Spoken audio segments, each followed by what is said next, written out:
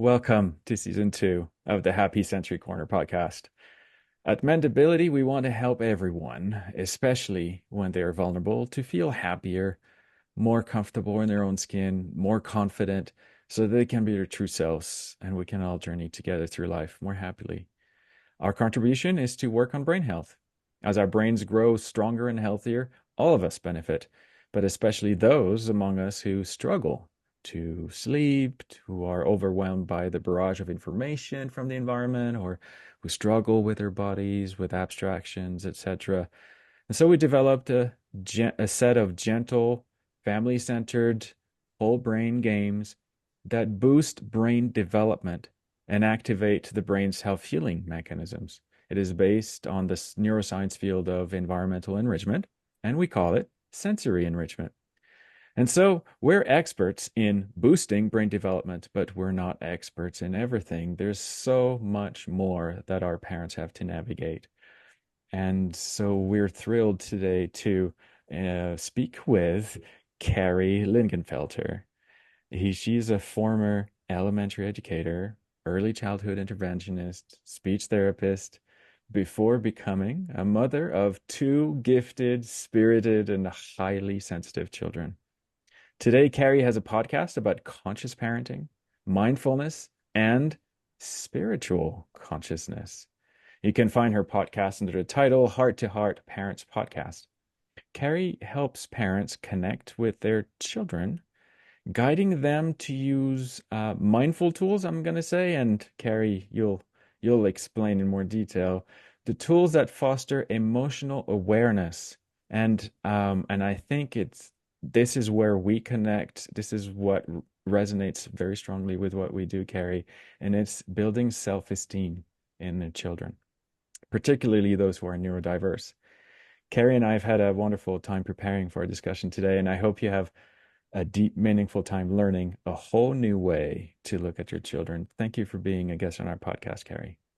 Thanks so much for having me here. It's lovely to connect today. And we're also here with Claudie Pomares. She's our brain guru extraordinaire. She's the developer of Sensory Enrichment Therapy, and she will be our brain expert during the podcast. But she's also my mom. Hi, Mom. Hello, my son. All right. So, Carrie, um, tell us, you've gone from being a speech therapist to teaching conscious parenting. I'd like to go maybe a little further back in time. Did something happen in your youth or as a child that made you want to become a speech therapist? I have a daughter who is a speech therapist, and Oh. I can see from the time she was born to the time she became a speech therapist, she was going to be part of that world. And I'm wondering if something similar happened to you. Hmm. So, when I was a younger child, I definitely connected with children. I had this energy where kids would just follow me and love to play and relate to the things I would say.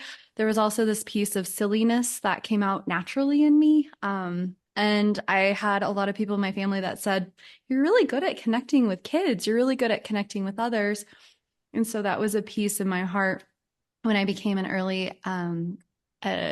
elementary ed teacher. So that was really fun for me. And I loved working with first graders and second graders when I originally taught.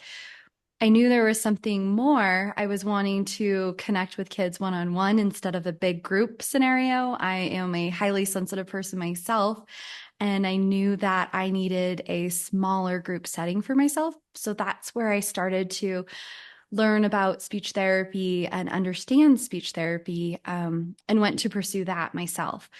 Once I, or in my speech therapy process, I actually started to get a little bit into neurology and understanding the brain when I studied. I don't think we talked about this previously, but I actually specialized in working with kids who are deaf and hard of hearing.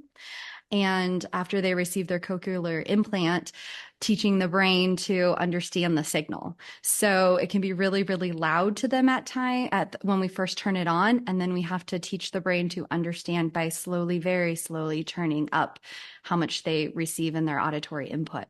So it was really interesting to have that background before becoming a parent. And I actually, before I became a parent, I was working in early childhood intervention and going into homes and working with children. I realized that when I was in these homes, there definitely is the language disorders that you can see, but there were these pieces that I was noticing and these trends in homes where parents were really wanting their children to communicate. It's definitely hard when you have a 2-year-old and they're wanting to tell you what's going on and they're screaming and you just want to help them, right? So you start to get this these nervous feelings about, I want to understand what they're saying. And I noticed this pressure that these parents were putting on these kids, which were actually causing this cycle of, I'm really nervous and I could feel this tension from mom and dad. They want to know what I want to say, or sibling would just talk for them because they had this barrier that they were trying to reach. So there was this energy piece that I was starting to see. And a lot of the times I was working with the parents in early intervention, we do a lot of work with the whole family, which is beautiful. So I would get to work with the parents and kind of describe to them this energy that I was feeling in the house and slowing down our expectations, connecting with our kids, giving them the time and the space to come into words as they needed to. And this piece worked for them. We used to always have this saying, there's no return policy. Once we get them talking, we can't make it stop. So that it was really lovely to see this mindful piece that I was already working on without even really understanding it and knowing it for myself. It was mindfulness is something that I was raised with. My grandmother's from Argentina, and we grew up with this spiritual piece of understanding our connection with others, understanding the energy that I am putting out, the nervousness that I may be feeling. You could be picking up if you're more in tune with others' energy and your energy, and you can be in tune without understanding that. So that was something that I had this background in without even realizing that I was connecting the two in my therapy. So you talk about um, parents putting too many demands or putting pressure on children, but then you also talk about the family sort of releasing the pressure by speaking in their behalf. Mm-hmm. Is it two different types of energy and different types of stress? Is it the same type of stress? And is there a correlation between sort of the amount of energy you put out? And Claudie, you can speak to that, but the first step of speech development is an emotional connection. You Mm-hmm. need to want to connect with that person, and you realize that when you say certain sounds, they respond with other sounds, and there is connection and there's information exchange, but the emotional connection is the first piece. And so I'm wondering if there's a tie there, and a lot of the kids that we speak to, that the parents come to us say, my kid has a speech delay, can you Mm-hmm. help us? And we say, sure, we can work on the parts of the brain, blah blah blah, but the first thing we'll do is work on the part of the brain that wants to connect with other people. And so we will work on self-awareness and all sorts of wonderful things, but um uh Let me take that break because I just, right before this meeting, a conversation with a family, and they have the obsession of speech. But dad is so tense, so anxious. And I was telling them, speak lower. And what you said, give him time to prepare his word. Don't like dad is drawing very serious conclusion about maybe brain injuries. No, you're in such a hurry. You put so much stress on the child, and the child can feel it. And in our world of neurochemistry, then because the child is stressed, there is a release of cortisol and there is a depletion of serotonin, which is making part of communication possible. So by having that, there is an impact on how the brain works. So I'm loving all what you're saying, and I hope I can get parents to communicate with you and learn more about it. Yes. It's interesting. I had this picture come up on my phone. I have just random pictures from all of my kids' lives. My son is 9 now, but I had a picture pop up of when he was 6 months old, and I sent it to my husband. And he just has this grin, and he used to do this thing where he would squeeze his hands and laugh. And he knew by doing that, he would get the response from us, right? So even if he was kind of upset about something, he would look at us and to Oh, get that response, right? They're learning. It was almost like a form of masking, right? My husband and I were trying to piece this together. Like, when did this piece start where we have this this want and this need as children to make our parents happy. We have this want and this need to we have this want and this need to show our parents what we want them to see, and this people pleasing. And if we are empaths, or we are sensitive people like I am, like my kids are, like my husband is, we have that need so quickly of wanting to get that response from our parents, wanting to make others around us happy. And so where I was going with that was thinking about, in our lives, in our society, we are so fast paced, and we have this big list of all of these developmental milestones that we need to hit, right? We have, like, we want them to roll over by this certain age. We want them to have their first word by 12 months old. We want them to start putting words together, hopefully around 18 months old, but we definitely want to see 2-word combinations by the age of 2. So we have all these milestones. What does that put on parents as we go to the pediatrician's office, and it's not, how is your connection? How are you loving? Oh, are you getting some sleep? These little pieces. It's like, here's your milestone sheet. Can you check off the pieces you've hit? I know, mhm. even as a speech therapist, I was like, he hasn't put he hasn't hit his expansive word where they start to gain so many words at 21 months. He was my son didn't do that till 21 months. At 18 months, we often will see that where they just blossom with all these words. So even I, as a speech therapist who was Mhm. speaking slow with my child, giving him time to respond, narrating my day, doing all of these sign language words with him, because physical motion can be easier than getting all of these mechanical pieces together for speech and for words. I still had that fear. And it often would take my husband a moment to say, he's going to get it. And oh, yeah, my mind is telling me this fear. My heart knows he's going to get it. And he's very smart. And now that return policy I would love, because my son will talk your ear off about orcas all day long.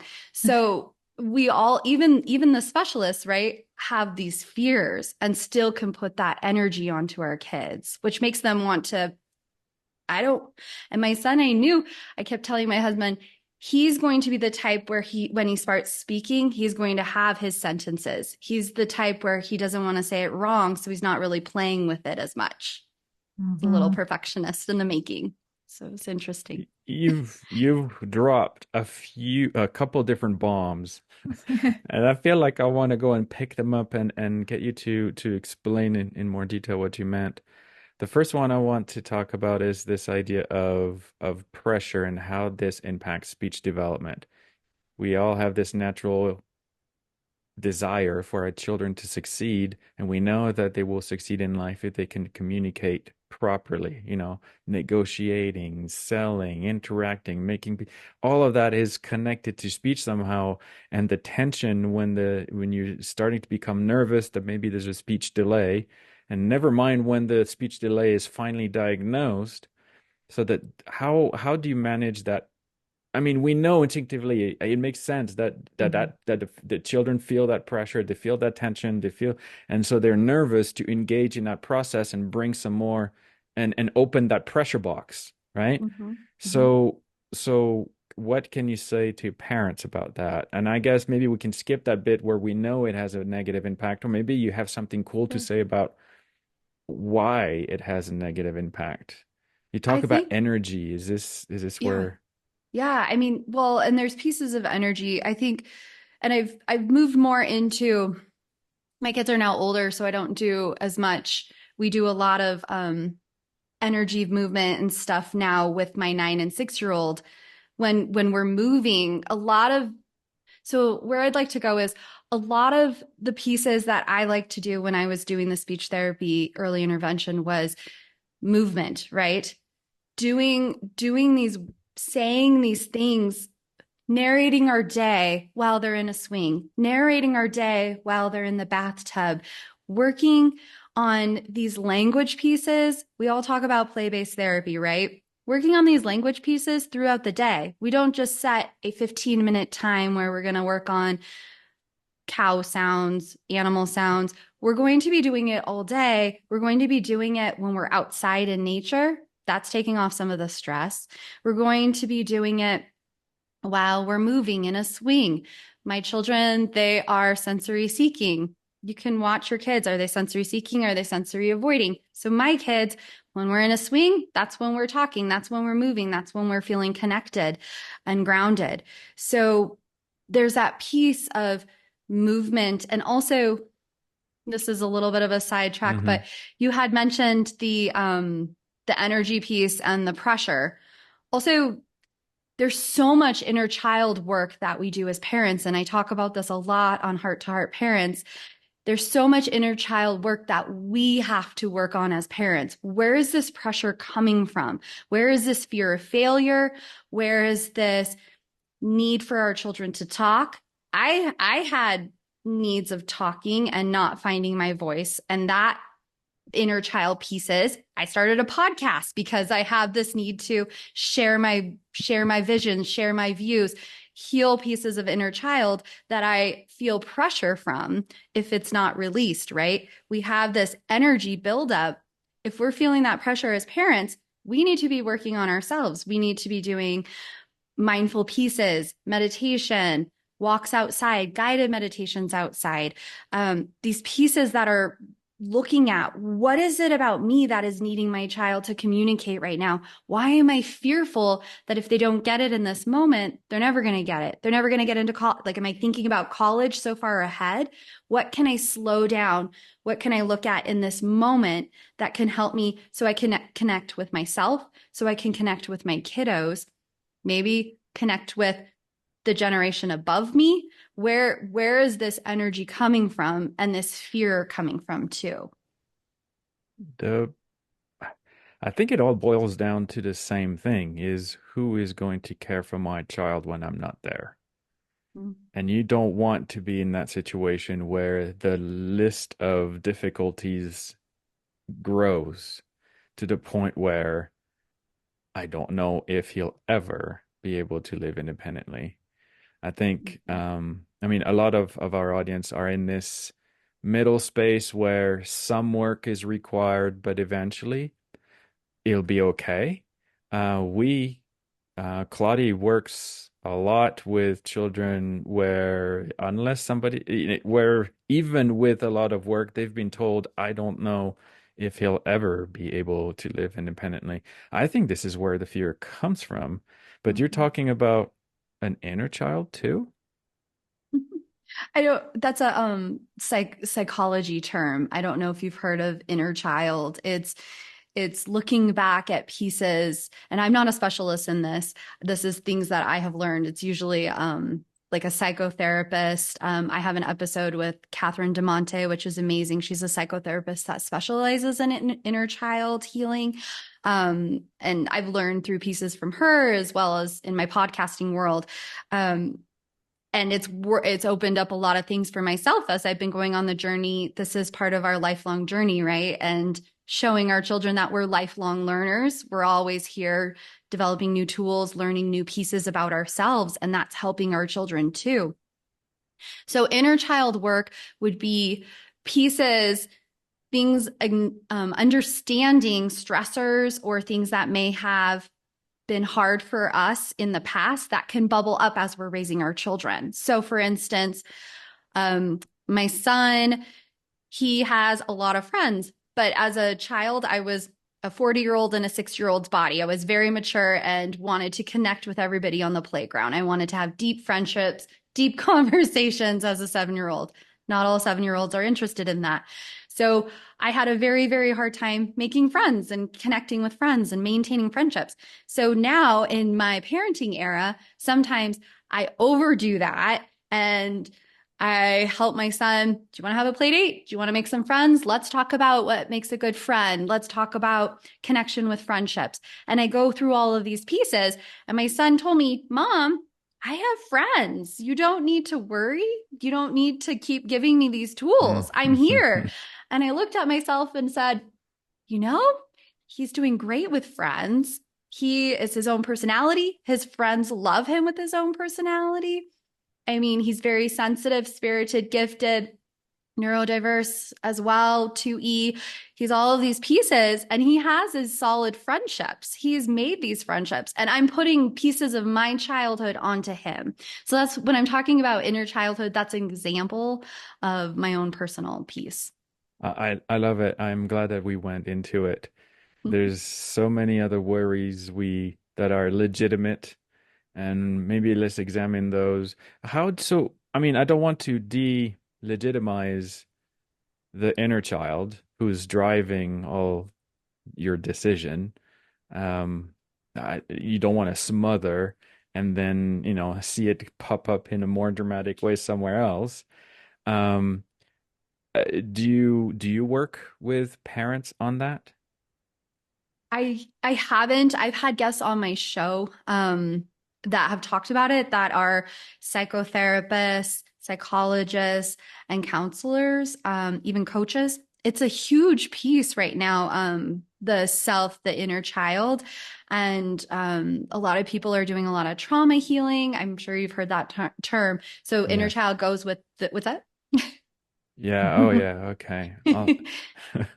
So inner child Um, goes with the trauma piece. Yep. when sorry, you were saying all those big words, and I wanted to make sure that our audience was familiar with the concepts before we move on to what I know you're a specialist in. And we had such a fun discussion about the spiritual evolution and hypersensitivity. Again, lots of big words, so maybe we should define them before we go into it. Um, I also wanted to talk about demands and capacity. When we talked about this demand bucket and how Mhm. children can become overwhelmed. And the way you look at demand is not the same way I'd seen the bucket before. Uh, uh, I used to see the bucket as something that you fill as like a credit, like a bank account, and you fill this person's emotions bucket, and when they're full, then they're strong, then they're resilient. But you were talking about a demand bucket where if you fill it, then you're putting stress on the kids. And now that I'm talking about it, I've got my hands going, my left hand and my right hand, and I'm thinking maybe it's a balancing thing. Maybe you Mhm. can put more demands if the self-esteem bucket is full as well. But the children that we deal with have almost holes in their self-esteem bucket. And it doesn't matter how much you fill it, unless the brain is able to integrate all those feelings you're trying to impart with them. So you're, trying to build their self-esteem. Their vision of themselves is so flawed. And Claudie, you can talk about it maybe. So if we're are you able to work on both buckets? Um, which one do you like to work on first? That for me or Claudie? Good question. That Yes. would be for you. Okay. I know So, that Claudie works on Yeah. the self-esteem bucket. We try to plug mm, those holes. We bring the love it. children their brain to a level where they can process what what we mean to give them. Okay, Uh, let me pick up right here to, yes, you're right that one of the first thing I do, because I believe they cannot communicate, for example, if they don't know they exist. Mm. And because of sensory processing difficulties, the world seems to be at them rather than helping. They have pain with sound, they have pain with soft touch. And so work. I teach the parent to do specific activities that will gradually bring the child to knowing he is there. And then he can care for others and he can be proud of what he does. And one of the exercises, I'm thinking of one little boy who is so brilliant, but doesn't know perfectly well that he is an entity. And one of the exercises that I have for him to show that it's so complex and more than just the senses is I have him walk on a beam that is a 2x4. So it's a rather narrow beam. And I have him hold something cold between the two hands so that the brain knows really well, is aware of the hands, but I also have him wear a blindfold. So this is And the almost board is on the ground, all right? and the Everybody board is on the listening, don't ground, start not thinking elevated. balancing beam 3 feet off the ground. The board is on Yeah. the floor. And he But can it put is it, an inch and a half, above the ground. So you do have to be, you are trying to concentrate and make sure your feet line up. And this is an unusual gait. Like little boys, in particular, boys would walk with their feet towards the outside. And on the beam, they have to walk one foot in front of the other and perfectly aligned. So the brain has to think about everything. Even if the child takes only one step, everything has been controlled and taken into consideration and functioned by the brain. And that definitely builds those new connections in the brain, giving messages to the entire body. And that helps them feel as a person, as an entity with feelings and so forth. So that's how we do it. Now tell us more. Yes. So we were chatting about the bucket, the idea of the bucket being the capacity of demands that a child could have placed on their system. And with a fast-paced, busy culture, pouring more water into the demands bucket. And the child, how much capacity does the child have left in the bucket as we're pouring in? Oh, you need to be in more activities so you can get into a good college. Pour in the water. Oh, you need to also do OT to help your body and your system regulate. Pour in more water. So we're continuing to add more and more water into these buckets and the bucket of demand until it bubbles out. And that can look like a moment of breakdown, right? It could be a sensory breakdown. It could be a really grumpy moment. It could be saying they don't like themselves. There can be different versions that come out for these kids when we start to acknowledge and connect with our child, we can see where they're at in their bucket. Are they needing less activities and structure after school? Are they needing to be outside in nature and playing more? Are they needing more connection with you? Hugs and physical connection? What is it that their system is needing? Sometimes the kids are wanting more fun and play. And my kids like to be hanging upside down with their vestibular system. So following your child to see what they're needing. And I love what you're doing as well, because I feel like that helps so much with the brain integration, the sensory pieces. We're seeing so much of that with our kids and understanding tying those two together, I think is beautiful. And I've heard the love bucket.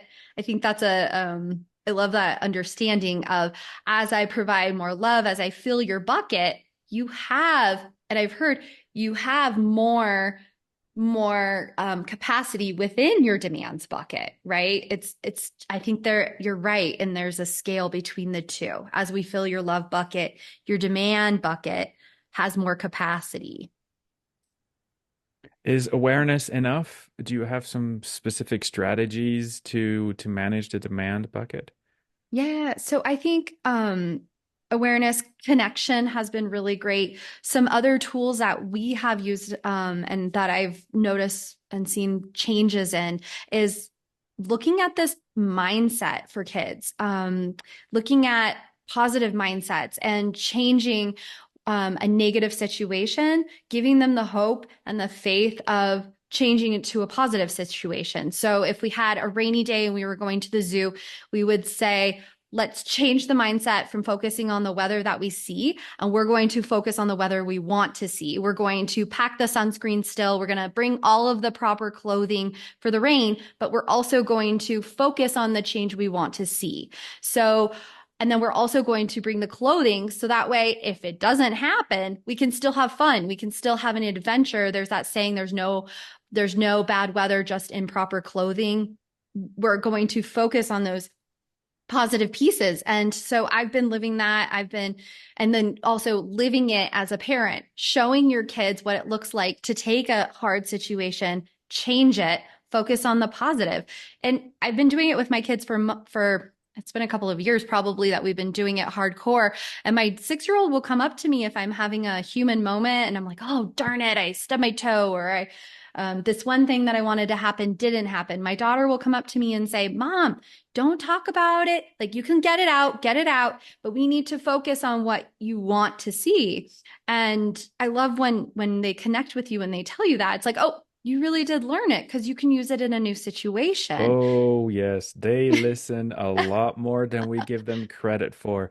especially those nonverbal kids. We tend to think that there's nothing happening between those ears because there's nothing Yeah. coming out of the mouth, and it's Yeah. so incorrect.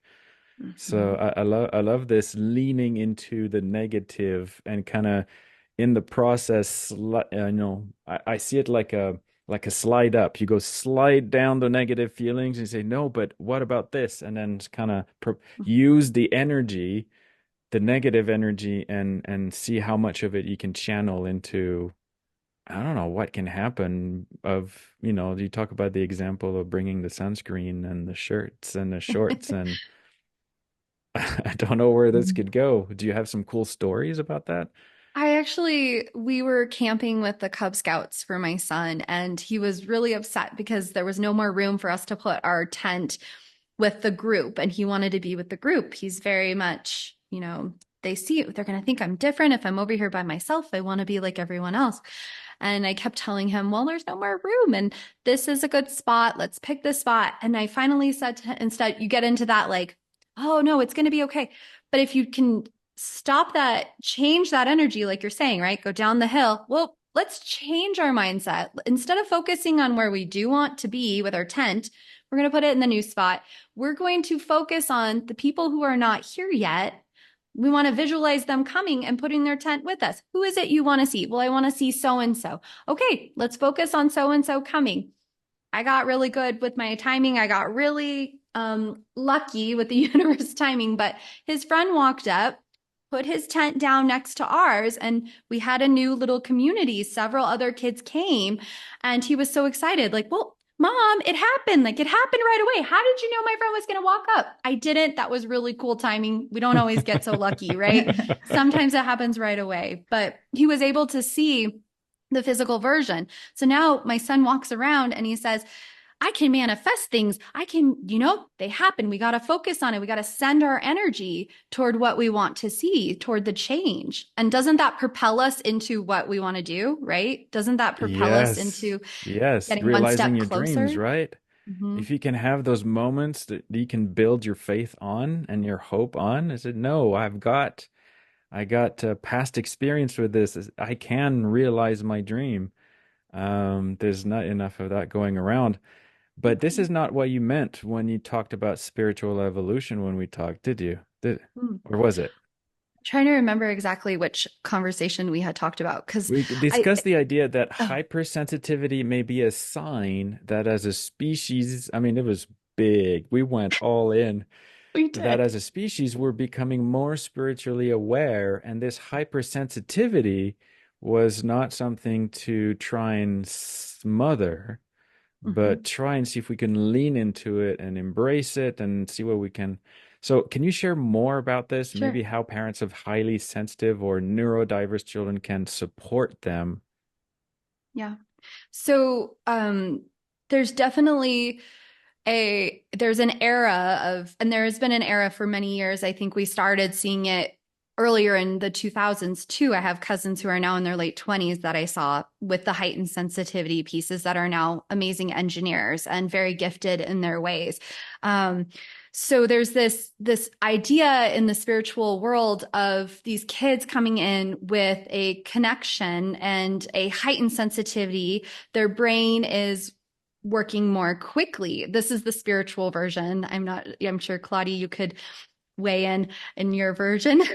But in the spiritual world, we have this idea of their connection being so strong. They are here and it's an evolutionary version of the human, is these stronger brains that are working so powerfully, or sorry, it's not work. They're working a lot stronger and their connections are so quick and so intense that we are heightened to the physical pieces of life. We're heightened to noises and sound, and we enjoy certain textures and tastes. And I'm one of them too. I'm a heightened sensitivity person. Everybody in our family is. And when we acknowledge and see these pieces in us, we can see that these heightened sensitivities, although when we're really young, it can feel painful sometimes. My son, when he used to get water in his eyes, he used to say it felt like his eyes were on fire.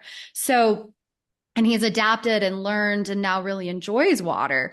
So, we can teach them that maybe it feels hard. And once we kind of get the brain used to it and we work with our OT and Claudie and these tools that we're learning, once we can adapt to it, we can see the superpowers that we were born with. We can see how our brain can learn 52 facts about orcas faster than anybody else. We can excel in our reading. We can pick up reading way easier than other kids. There's these extra special pieces of us that we need to look at as a superpower. And I had a guest on my show, Colby Wilkes was great. He said, I don't care for the pieces of labels like empath, highly sensitive person, even sensitive. He didn't like the word sensitive because he said, we're getting in our mindset. What does that do to that energy? It's hindering me. It's putting me in this box, right? It's not helping me to feel empowered and excelling in who I am as a human and what these strengths that I come with. He said, instead of thinking I'm hindered or I'm at fault or I have this piece of me that's not whole, I think, well, I have to take care of myself. I treat myself well. I know that I like certain foods. I know that I like the music at a certain volume. I know when I go outside, I have to wear sunglasses, or I don't care for wearing jeans. I take care of myself because I know what I like. And so having that mindset, think of how empowering that is, right? We're not putting a label. I mean, I do agree with labels. It's very helpful in understanding insurance pieces and how we can help and support pieces. There's also this move. I was taking some speech therapy classes, and we were talking about recently about how 10 years ago, we were talking about goal setting and trying to have the child blend in with the rest of the classroom. So you look in the class and you can't tell who's neurodiverse, who is very sensitive, who has to move more. We want to see everybody looking the same. Now we're looking at strength-based goals. We're looking at meeting the child where they're at. We're trying to help support them in the classroom where they can still be themselves, where they don't have to fit into this box, where they don't have to spend their entire day masking at school, but meeting them where they're at. So it's really cool to hear these pieces, these mindful pieces that we're now starting to even bring into speech therapy, into some of our therapy worlds, which are more evidence-based practiced versus a spiritual side. So how do you protect those children? One of the first things, sorry, I was thinking while you were talking, we've got children who may be more spiritually evolved, who are more who are in a different world than we are, and we're unprepared for them, and they're not sure how they can, because everything around them is painful. There's obviously the neurological aspect of it where they've got, if we could support their brain, they could leverage those sensitivities or those powers even more. But like when you learn a new thing, the first thing you learn is how to protect yourself in case you've gone too far. The first thing you learn when you're driving is how to brake, right? The first thing you learn when you Mhm. learn a martial art is how to fall. So, Mhm. how would you protect a child on the as you help them deal with their hypersensitivity? And Sure. I'm using a label to simplify. I agree with you. They're limiting. Um, Oh, we have to use labels when we're communicating, right? That's the way that we can okay. understand who we're talking about as people. That's how I see it as well. I don't use it to define myself, but I use it to better understand my needs and strengths. So a huge part of what I've been telling parents is, because I agree, as children are growing up, I call them conscious children. Children are born conscious, where they are connected, they are seeking spiritual growth. Dr. Lisa Miller is great at talking about spirituality and how children are born connected to nature, how they're born wanting to experience the world, asking big questions, and that's how they're forming their understanding even when they're early on. And as they go through life, especially the sensitive ones, we're going to experience things more intensely. We're going to start putting those layers of protection on us as we're growing up into adults. And that's part of what I started Heart to Heart Parents for, was trying to help our children grow into conscious children, growing to conscious adults who are connected with the spiritual pieces in us, connected to hearing our hearts, hearing our intuitions, being mindful. These are all things that are harder when we're not connected, when we've disassociated, when we've cut ourselves off and protected ourselves. So following our children, slowing down our lives, making mistakes as parents and showing kids it's okay to make mistakes. I do not need to be perfect. It's okay. It's okay. Sometimes, even as an adult, I've lost friendships and I talk to my kids about it. Like, well, that friendship, they saw me for who I was on the outside. They didn't see me for my heart. And we talk about real friendships and mom making mistakes in friendships and understanding these pieces. So teaching them the human side and seeing the resilience that we have when we aren't perfect, when we sometimes lose a friend, teaching them these positive mindsets. That I once was talking to a gifted and talented teacher who is very specialized in 2E, and she was talking about how a lot of our gifted and talented kids often need to learn positive mindsets because their brain so often wants to go to the negative focus. And so teaching them these positive mindsets, it's okay to make mistakes, slowing down when we need more time, understanding when our demands bucket is full and not adding anything else onto our plate. These pieces with our G&T kids is so important. And it helps us to stay in that conscious version of ourselves. I don't know if that answered What? your question. Oh, we were talking about how, what's the first step to make sure they're safe as they explore. Mhm. Is I, Connection with mom and dad. That's going to be your number one, right? If you are not safe at home, I often so my kids are very safe at home. So that's where they just release everything, right? All the emotions, all the energy of the day, that's where they can be themselves. And my kids don't want anybody else to see that version of themselves. They're very private in that way. They don't want anybody, they know mom and dad are so loving and supportive and connected to them that we will love them no matter what version of them they are. So when we talk to the school teachers about, well, something's going on, they're melting down more at home, things aren't feeling, do you know what the trigger is? And we're trying to figure out.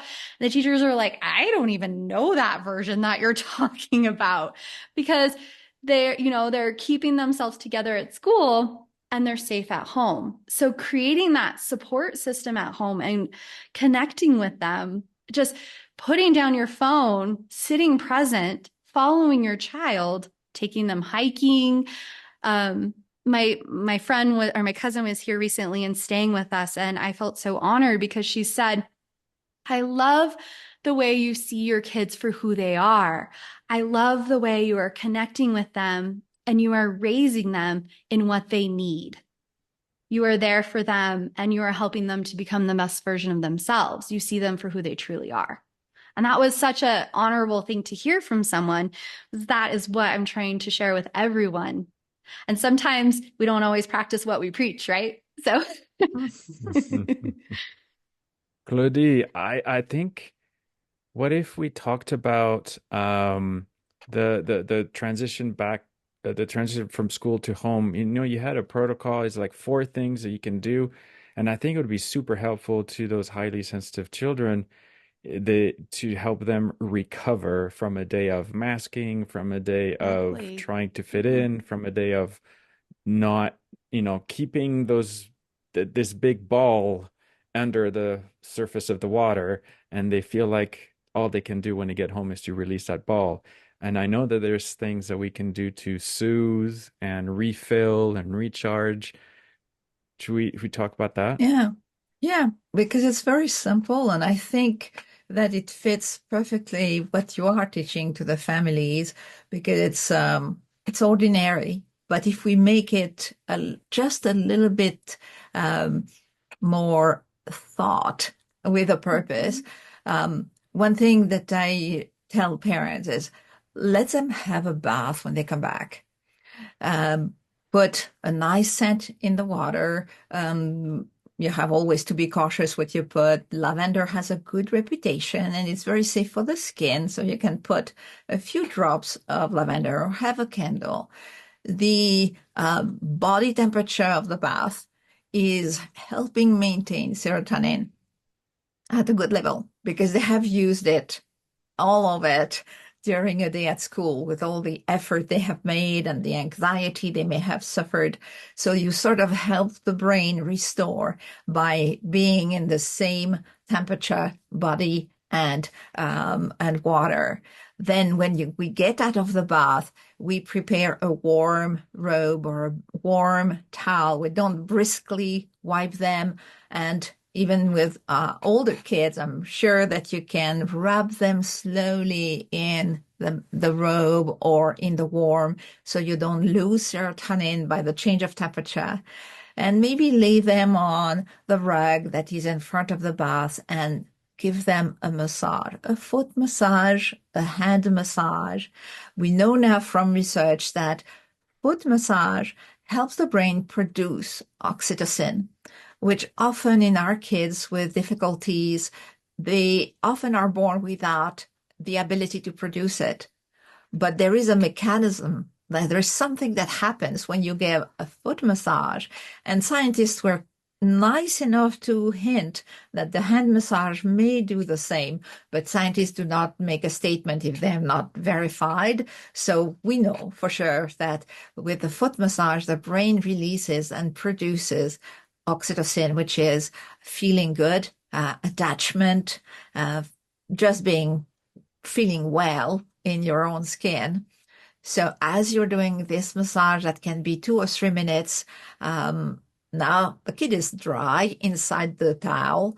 You open this up, and we are going, if the child is ready for it, wants to do it, we are going to sit on the couch and put an art slideshow on the TV played with beautiful orchestral music. Doesn't need to be classical music that sometimes people feel is boring.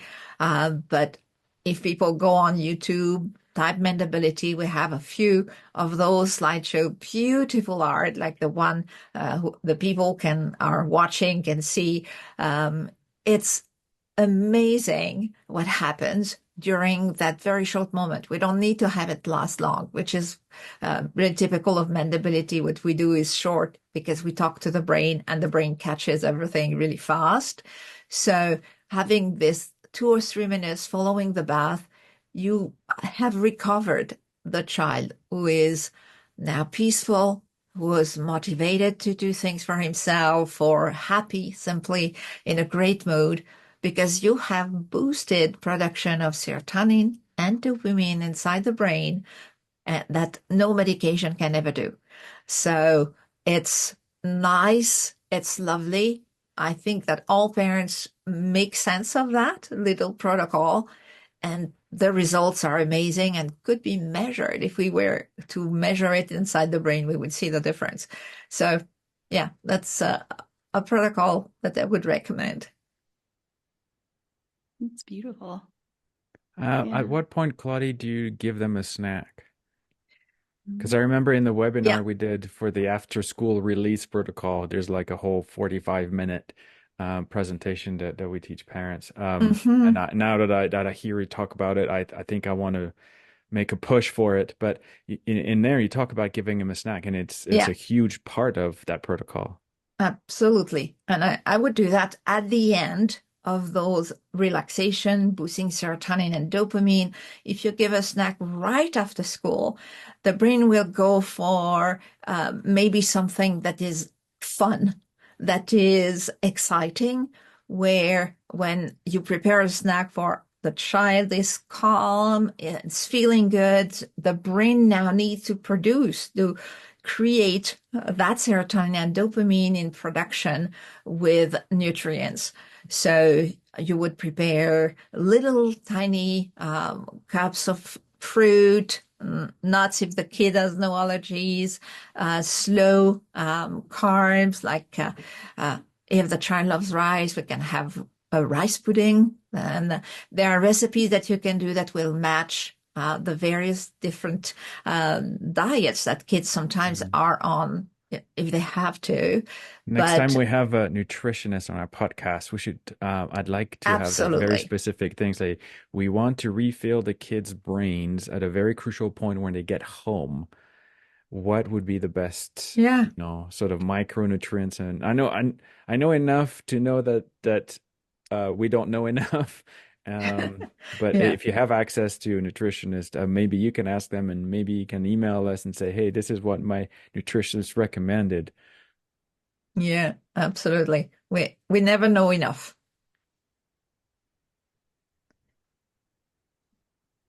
Wonderful. That's beautiful. I love that. I was taking notes, Claudie. Thank you for Oh, sharing that. thanks. Thanks. Carrie, I wanted to go back to the eyes in the water story. You said that now he went from feeling like his eyes were on fire, and it's so beautiful to hear this feeling expressed because we know that our kids with on the Hmm. autism spectrum in particular, they Yeah. don't the parents say, "Oh, he hates having water in his ears," and they kind of discount the Yeah. sensation. They think there's something wrong with the kid, obviously. Yep. He doesn't like this and he wants to wear his socks inside out. So my kid's Hmm. broken. There's obviously something wrong with it. So how did you I love how everything you said, and I think it'd be a perfect way to bring all of this together. How did you help him navigate to the point Yeah. where now you Hmm. tell us? Oh. Now he's a fish. I'm trying to get him to sign up for swim team but he's like, that's a lot of pressure. I'm like, it is, so we're not going to do that. But he we went slow. I heard about this program where I can't remember the swimming program where you throw the child in and that's like a survival swim program. And it makes my skin cringe because it is the complete opposite of what my son needed. He needed slow, like everything that Claudia was describing in the bath. He needed to move slowly. He had to take his time. He had to experience water. We started very young. I think he was 18 months old when I started doing swim lessons, which was just playing with toys in the bath. Going to the swimming pool, putting on our swimsuit, playing with toys, and blowing bubbles in the water was a great one. There was a period of time, my son, and we did that. We did it very slow for many years. We hit the pandemic, unfortunately, so we couldn't go to the pool, but we did an inflatable one in our backyard, and I poured boiling water in so to get it to the right temperature. It really helped to just take our time, follow what he was ready for. And one day I asked him, do you think you would like a swim mask? Do you want to try it? He was 5 years old and he said, I want to try it. So it had the full mask over the nose with the goggles and a big tube. And he would look under the water, and that was the only way he could start putting his face in the water. He would do the blowing the bubbles, but he hated the water on his face. He hated to put his face in. We put the swim mask on and he would start to look under the water. And I know there's people that sometimes they say, oh, you're giving a crutch. You're doing a crutch. Are you going to be able to get rid of it? He needed that crutch. Once he started looking under the water, he was like, this is amazing. I love this. And he slowly went from the mask, full snorkel at the swimming pool when we eventually opened up after the pandemic, full snorkel. And then at 7 years old, he didn't need the snorkel. He didn't need the mask with the nose cover, so he didn't get water up the nose. He went to his goggles. And now he wears his goggles in the shower. That's what he does. He does okay with getting water in his eyes at the pool. He doesn't scream. He used to scream when he was 3 years old, and we would get a little water in his eyes. When he was 6 years old was when he finally was able to tell us, Mom, it feels like my eyes are on fire when the water gets in there. So that's that connection with our kids, right? When he was 3 years old, he would just say like, no, wah, wah, or whatever he was when he was at that point. He couldn't tell us it physically feels like hurt and pain to me when I get the water in my eyes. So that's that understanding piece, right? That connection, understanding, being the safe space, not throwing them in the pool for the survival training. Some kids maybe are very thick skinned and not the same type as my kiddos.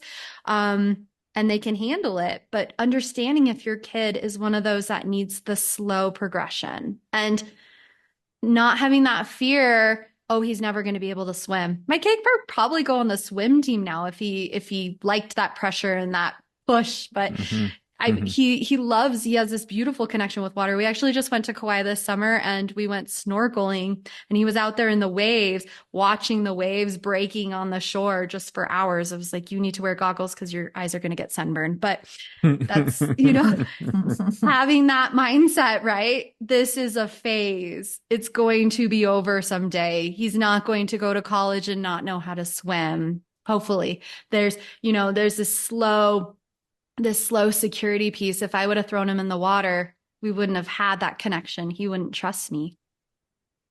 Yeah. And we spoke about that we used the word at the very beginning of trauma. And parents don't always realize that one bad experience can stay with you for the rest of your life if you don't deal with it.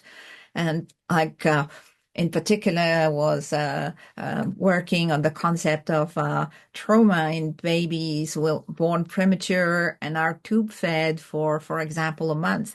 And the majority of those children have feeding issues. They cannot take food by mouth. And now it's acknowledged. They are known as having been traumatized by the tube put in their nose, in and out. So, yes, that's a very important thing. Go slow. Do not traumatize the child to make things go faster, because you'll have to pay the bill at some point. Yeah, you're going to screw up as a parent. And if you're going to screw up, maybe screw up in making them feel safer. Yeah. That's Yeah. why I'm looking at it, right? Yeah. That's awesome. Thank you so much for talking to us, Carrie. I think there's a Yeah. lot of really powerful concept that we were able to teach your audience. Hey, everybody, have a blessed week, and we'll talk soon. Bye. Bye-bye. Thank you so much.